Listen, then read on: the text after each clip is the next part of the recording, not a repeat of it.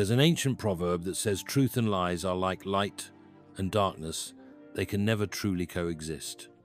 Yet in our modern world, we've become masters at blurring these lines, convincing ourselves that some lies are perfectly harmless. But what if I told you that these so-called harmless lies are actually gateways to something far more sinister? In this video, we're going to uncover 6 seemingly innocent lies that most people tell without hesitation. These aren't just ordinary deceptions, they're subtle invitations to forces that can slowly corrupt our spiritual essence. You might be telling some of these lies right now, not realizing how they're affecting your life on a deeper level. Each of these lies seems completely rational on the surface. They're the kind of lies society has normalized, the ones we use to make life easier, smoother, more convenient. But that's exactly what makes them so dangerous. They work like tiny cracks in a foundation, barely noticeable at first, but slowly growing until the entire structure is compromised. Stay with me as we expose these deceptions one by one. What you'll learn might challenge your perspective, but it could also protect you from spiritual dangers you never knew existed. These aren't just theories, they're spiritual principles that have shaped human lives for centuries. Small lies slip through our moral filters like grains of sand through a sieve. I'm stuck in traffic when we're just running late. I love the gift when we don't. I've already eaten when we simply don't want to join. Most people brush these off as white lies, harmless drops in an ocean of daily interactions. But here's what makes these seemingly innocent deceptions so dangerous. Each white lie acts as a tiny compromise with darkness. It's not about the size of the lie, it's about the spiritual principle being violated. Truth isn't meant to be flexible or conditional. It's absolute, like a spiritual law of gravity. When we start making exceptions, we're essentially telling ourselves that some laws of the spiritual realm don't apply to us. White lies create a pattern in our spiritual DNA. They're like spiritual muscle memory. The more we practice them, the more natural they become. Soon, our moral compass starts recalibrating itself around these small deceptions. What was once clearly wrong becomes grey, and what was grey becomes acceptable. Many don't realize that white lies often serve as training wheels for bigger deceptions. They slowly numb our sensitivity to truth, making it easier to justify progressively larger untruths. It's similar to how a person might build tolerance to certain substances. What once seemed significant barely registers anymore. This spiritual desensitization has profound implications.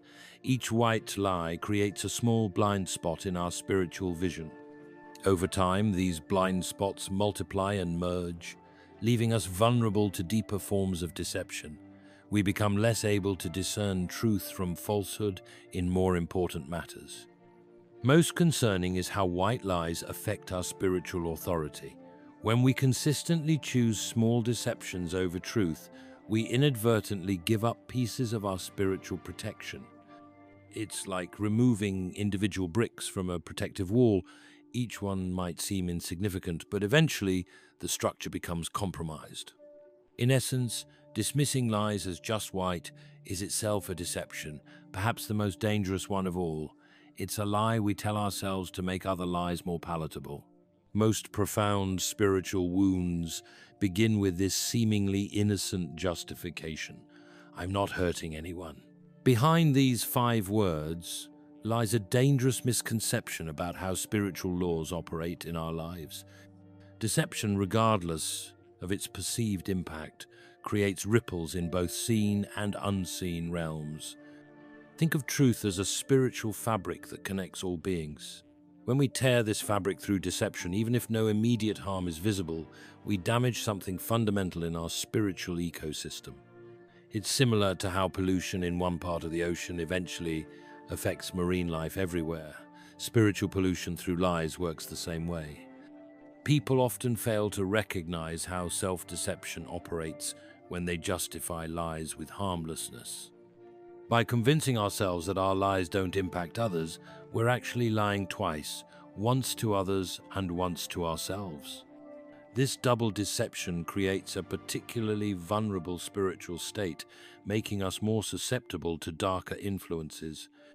Spiritual laws work differently from physical ones. In physical reality, we might get away with actions that seem to have no consequences. But in spiritual reality, every deception leaves an imprint, like invisible ink that becomes visible under specific light. These imprints accumulate over time, weakening our spiritual discernment and making us more prone to manipulation by forces that thrive on dishonesty. What makes this lie particularly insidious is its subtle pride, assuming we can fully comprehend all possible consequences of our deceptions. In reality, we can never truly know how our lies might affect others spiritually. A seemingly harmless deception might be the final push that breaks someone's trust in humanity, or the catalyst that leads them down a path of moral compromise. Moreover, this justification ignores spiritual interconnectedness. When we lie, we don't just potentially harm others, we harm ourselves by diminishing our own spiritual integrity. Each deception, no matter how small, chips away at our connection to truth, making it harder to resist more significant temptations later. Most dangerously, claiming our lies don't hurt anyone reveals a blindness to spiritual warfare.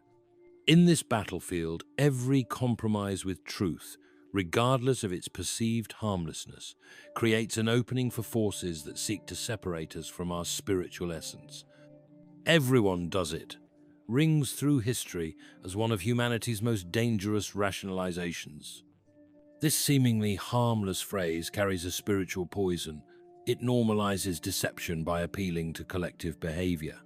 When masses jump off a spiritual cliff, following them doesn't make landing any softer. Moral relativism sneaks in through this back door of collective justification. People often mistake common practice for moral truth, failing to realize that spiritual laws don't operate on majority vote. Just as gravity doesn't care how many people believe in it, spiritual principles remain unchanged regardless of how many souls choose to ignore them. Deep within this rationalization lies a subtle form of spiritual cowardice. By pointing to others' behavior, we attempt to dissolve our personal responsibility in a sea of collective action. It's a defense mechanism that weakens our spiritual backbone, making us more susceptible to darker influences that thrive on moral ambiguity. What's particularly dangerous about this lie is how it creates a false sense of safety in numbers. People feel protected by collective behavior, not realizing that spiritual consequences don't divide themselves among participants. Each soul bears full responsibility for its choices, regardless of how many others make similar ones. Most concerning is how this mentality erodes individual spiritual discernment.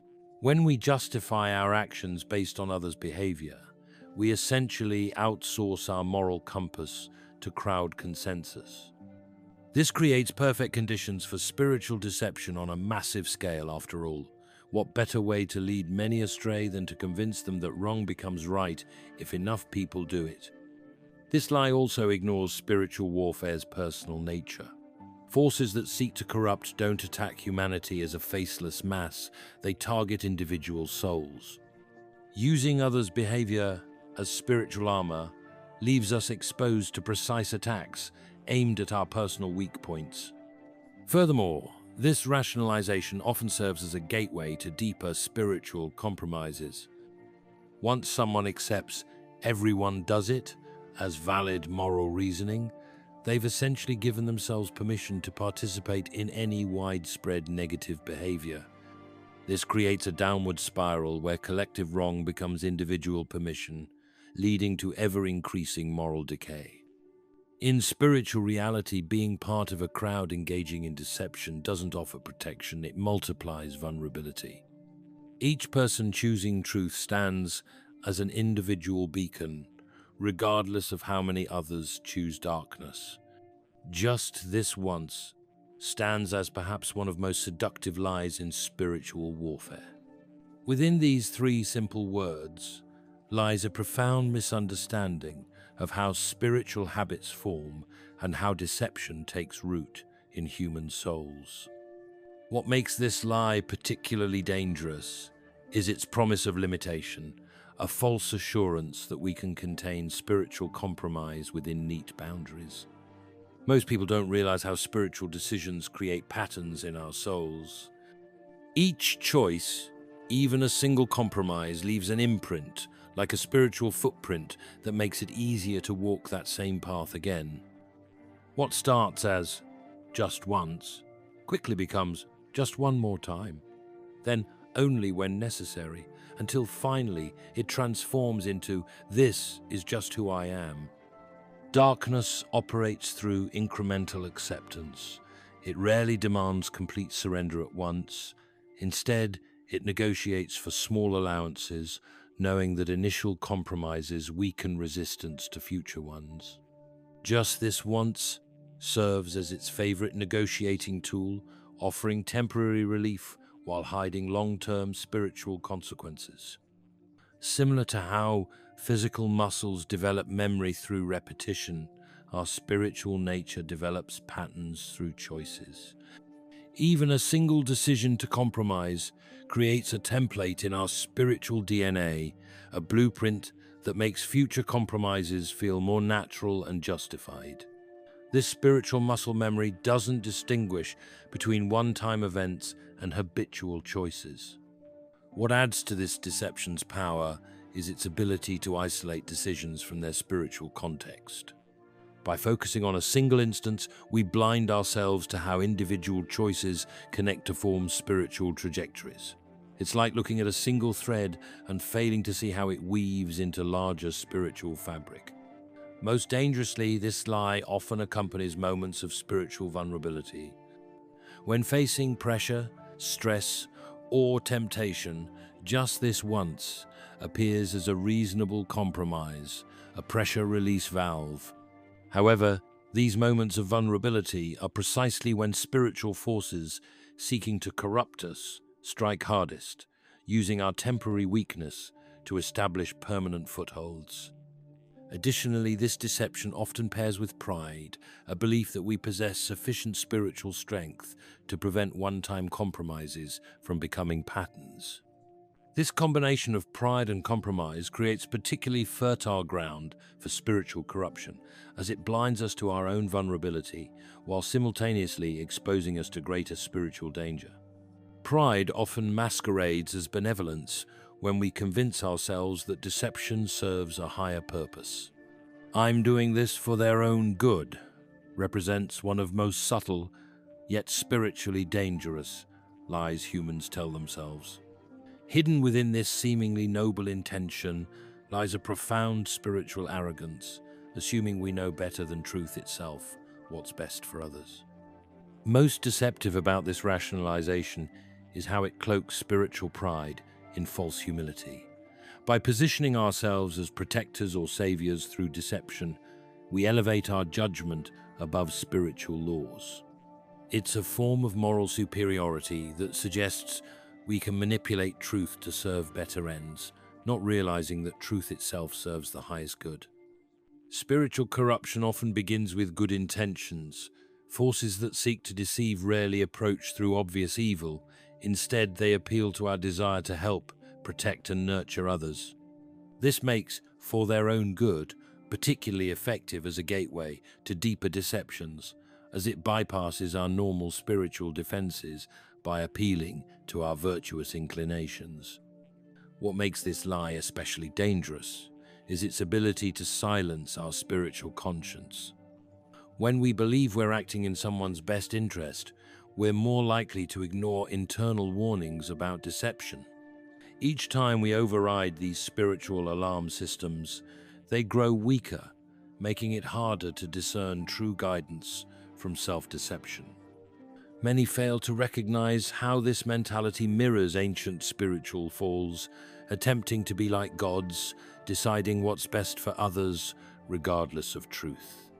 By appointing ourselves arbiters of what others should or shouldn't know, we unknowingly align with forces that have always sought to manipulate truth for supposedly noble ends. Most concerning is how this deception corrupts love itself. True love operates in truth, yet this lie suggests love sometimes requires deception.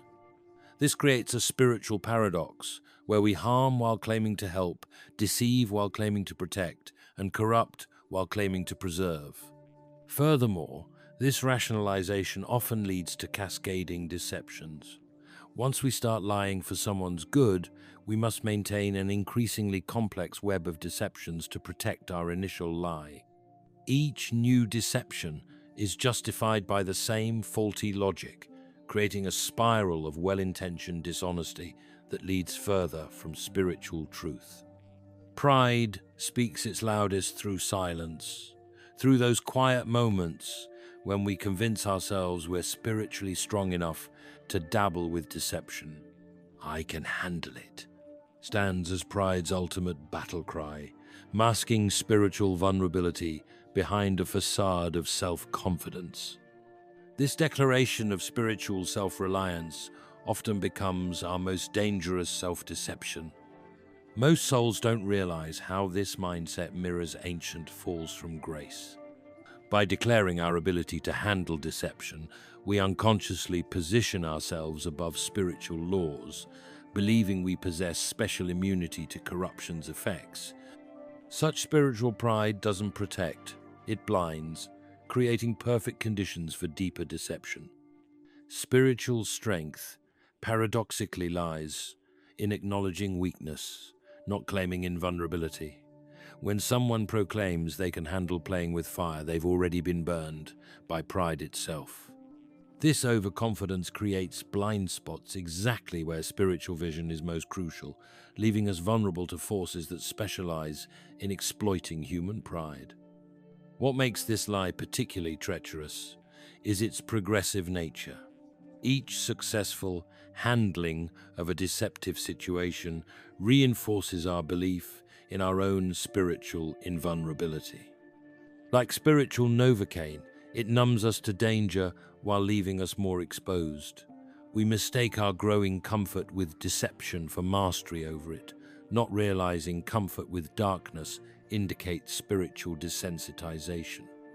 Many fail to recognize how spiritual warfare targets this exact mindset. Forces of deception don't need to convince us to embrace darkness fully. They simply need us to believe we're strong enough to resist it while playing with it. This confidence becomes our spiritual Achilles heel, making us predictable targets for increasingly subtle forms of deception. Most dangerously, this lie often accompanies spiritual gifts or experiences.